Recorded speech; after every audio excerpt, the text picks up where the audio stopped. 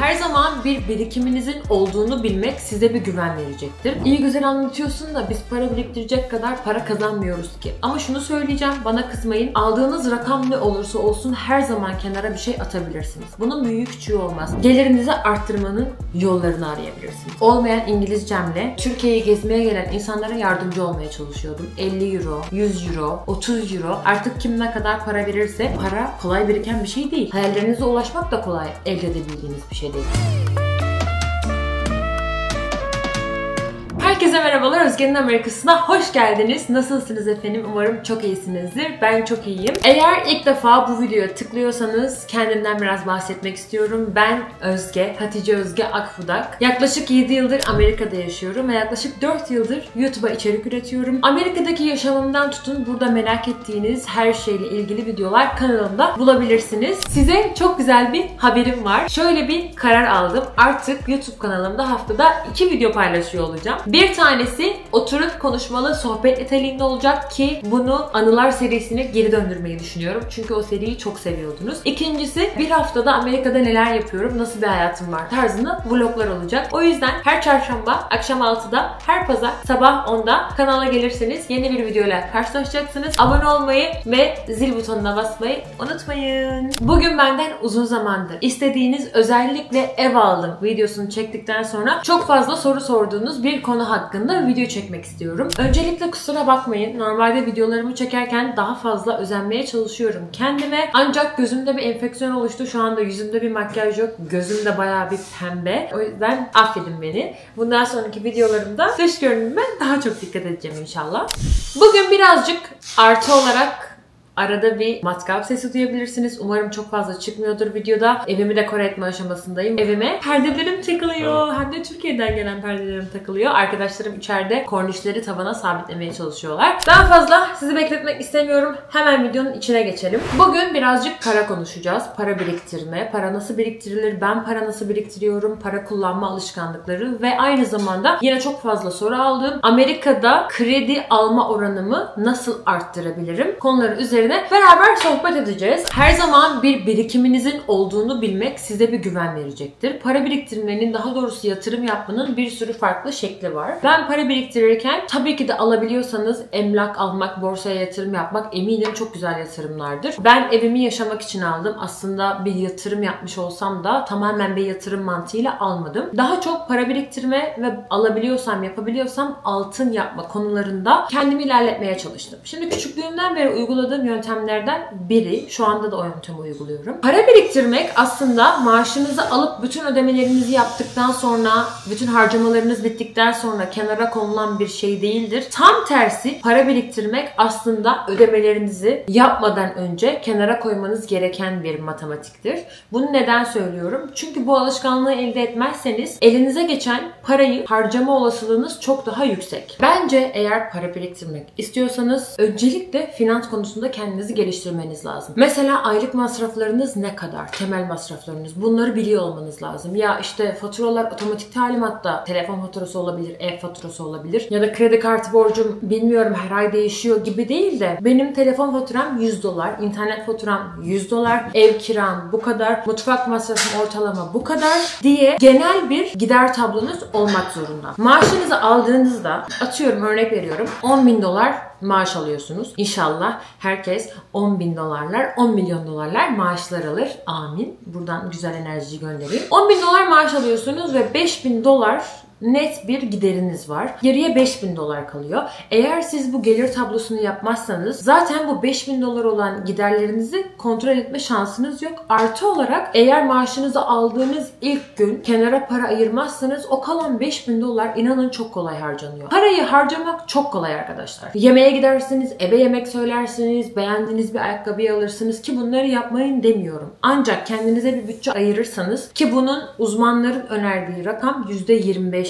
Yani $10.000 para kazanıyorsanız $2.500'ını her ay kenara atmanız tavsiye edilir. Ben de tavsiye ediyorum ama biliyorum ki herkes her zaman bu oranları yapamıyor. Özellikle bir aileniz varsa, çocuklarınız varsa veya bakmakla yükümlü olduğunuz aile büyükleriniz varsa bu rakamlar çok değişebiliyor. O yüzden ben her zaman şunu tavsiye ediyorum. Sizin için konforlu olan, mantıklı olan bir rakamı her zaman kenara ayırın. Şimdi giderleri sabit tutmak, giderlerimiz konusunda bilinçli olmak çok önemli. Harcamalarınızı sürekli kontrol ediyor olmanız çok önemli. Ben her yaptığım alışveriş sonrası fişimi mutlaka incelerim. Çünkü para açta yetişmiyor ve ben o parayı kazanmak için çok çalışıyorum. Şimdi bu benim birinci yaptığım şey. İkinci, para biriktirme konusunda zorlanıyorsanız hemen harcayamayacağınız bir şekilde para biriktirmeniz lazım. Mesela ben bankada para biriktiriyorum. Benim zaten belli bir maaş günüm yok. Hep farklı günlerde ödemeler alıyorum. Ama her ayın belli bir günü o hesaba para aktarılıyor. Bunun dışında yapmanızı çok tavsiye edeceğim bir şey. Aynı zamanda güzel bir yatırım aracı olan altın. Çünkü şöyle bir şey var. Bir ayakkabı beğendiniz. Ya bu ayakkabı çok güzelmiş.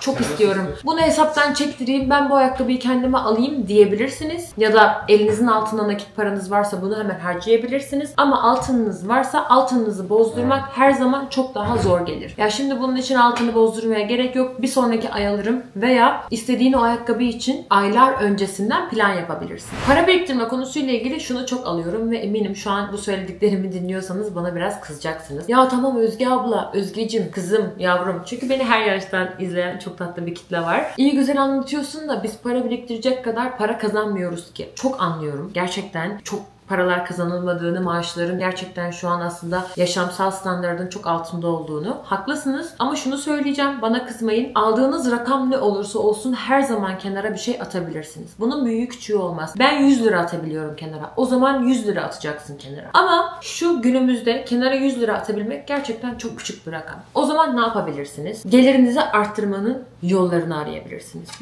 Bu konu o kadar açık bir konu ki hep örnek veriyorum. Ben Amerika'ya gelmeden önce Work and Travel'a gelmeyi çok istiyordum ama param yoktu. Çok kötü bir durumdaydım. Bir şirkette beni Work and Travel'a gönderme karşılığında bir yıl boyunca staj yaptım. Ben bu şirkette bu stajı yaparken üniversite öğrencisiydim ve üniversiteye tam burslu girdim. Gurur öğrencisi olarak mezun oldum. Hep derslerime çok çalışan bir insandım. Bir şirkette zaten full time staj yapıyorum. Aynı zamanda üniversiteye gidiyorum. Aynı zamanda 2 ayrı iş yapıyordum. Çok yorucuydu benim için. Ama bunu yapma sebebim biraz para biriktireyim. Amerika'ya giderken yanımda bir cep harçlığım olsun ve aynı zamanda uçak biletimi almam için birazcık da paraya ihtiyacım vardı. Cumartesi günleri öğlene kadar çalışırdım. Cumartesi pazar bir yerde garsonluk yapardım. Hafta içi akşamları edit yapıyordum. Olmayan İngilizcemle Türkiye'yi gezmeye gelen insanlara yardımcı olmaya çalışıyordum. 50 euro, 100 euro, 30 euro artık kim ne kadar para verirse onların yanında gidip bütün gün onlara rehberlik yapmaya çalışıyordum. Aslında demek istediğim konu şu. Gelirinizi bir sürü farklı şekilde arttırabilirsiniz. Bunu şiddetle tavsiye ediyorum. Eğer para biriktirmek, yatırım yapmak, bir yerlere gelmek istiyorsanız.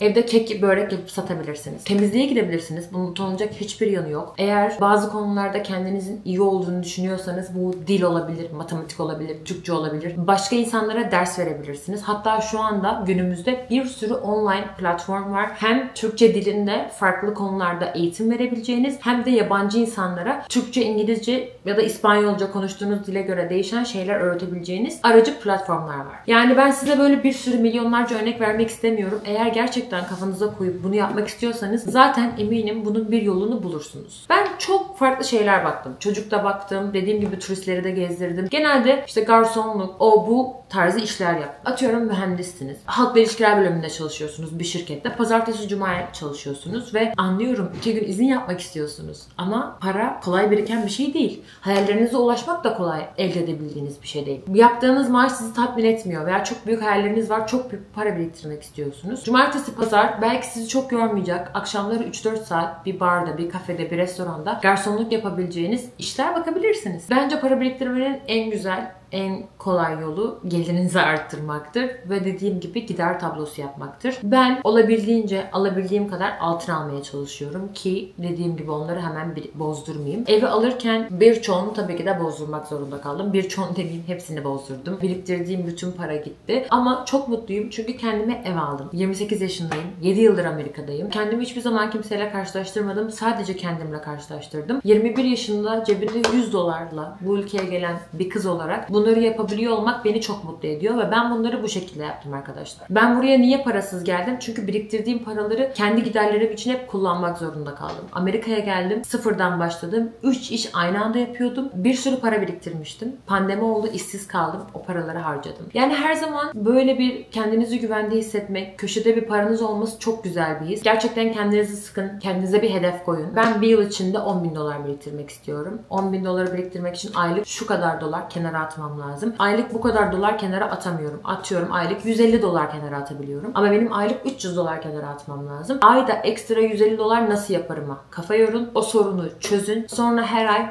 $300 kenara koyun ve yıl sonunda, şu an sadece rakamları sallıyorum bu arada. Yıl sonunda hesabınızda $10.000 gördüğünüzde gelen, ben bunu başardım, ben bunu yaptıysam seneye $20.000 da biriktiririm. O zaman ben kendime ev de alabilirim. Hissine bayılacaksınız. Para biriktirme konusu genelde böyle. Ben gerçekten bu yöntemleri izliyorum. Bu konuyla ilgili herhangi başka bir sorunuz varsa yorum olarak bırakabilirsiniz. Birazcık da Amerika'da kredi skorunu nasıl arttırabilirsiniz? Ben neler yaptım onlardan bahsetmek istiyorum. Ben Amerika'ya gelir gelmez hemen kendime bir kart açtırdım. Normal banka kartı. İlk Amerika'ya geldiğinizde bir kere zaten doğru düzgün vizeniz olmuyor. Green kartınız yoksa tabii. Vizeniz oluyor ama doğru düzgün bir statünüz olmuyor. Size bir bankanın güvenip kredi kartı vermesi için. Ama şöyle bir yöntem var. Eğer hala bilmiyorsanız. Bankaya siz para veriyorsunuz. Sizin onlara verdiğiniz para ücreti karşılığında size bir kredi kartı veriyorlar. Mesela ben $300 vermiştim. Bana $300'lık bir kredi kartı vermişlerdi başlangıçta. O $300'ların $100'ını harcayıp $100'ını ödeyerek, $150'ını harcayıp $150'ını ödeyerek bankanın size güvenmesini sağlıyorsunuz. 6 ayın sonunda benim kredi kartım artık onaylandı. Depozito olarak verdiğim o $300 hesabıma geri yattı ve benim artık $300'lık bir kredi kartım oldu. Şu anda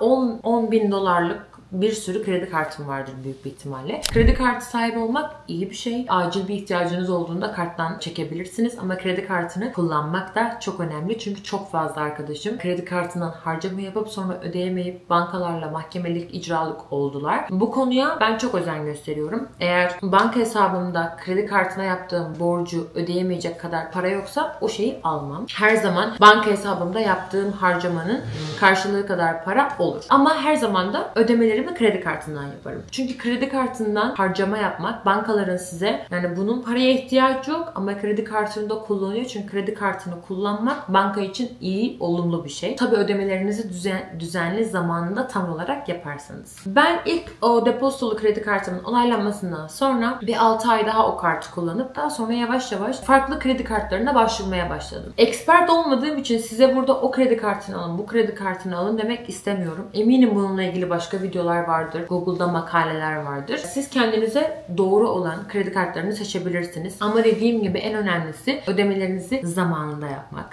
Bir diğer konuysa taksitle ürün almak. Buna Amerika'da finance diyorlar. Mesela ben arabamı almıştım finance'le ama arabamdan çok önce bilgisayarımı almıştım. O zaman ilk bilgisayarım MacBook Air'imi yıl bilmem kaç $900 almıştım ve benim aslında o $900 nakit verecek durumum vardı. Ben finance yaptırdım. Bir yıl boyunca onu ödedim. Asla ödeme kaçırmadığım ve düzenli ödeme yaptığım için taksitlerim biter bitmez bilgisayarımı aldığım firma bana kredi kartı teklif etti ve iyi bir limitle kredi kartı teklif etti. Bu şekilde kredi oluşumumu güçlendirdim. Videoyu çok fazla uzatmak istemiyorum. Bu konularla ilgili her zaman video çekmeye açığım. Birazcık da gözüm ağrıyor açıkçası. Ekranlardan uzak kalmam gerekiyormuş. Bugün bütün gün ekrandaydım. Hem vlog çekiyorum evimi dizerken hem de evin içinde bir sürü işim var. Eğer başka sorularınız varsa lütfen aşağı yorum olarak bırakın. Bütün yorumlara her zaman geri dönüyorum. Onun dışında biliyorsunuz bu sene 100.000 olmak gibi bir hedefim var. Eğer nacizane beni seviyorsanız, benim videolarımı görmek istiyorsanız, kanala abone olursanız çok ama çok sevinirim. Sizi çok seviyorum.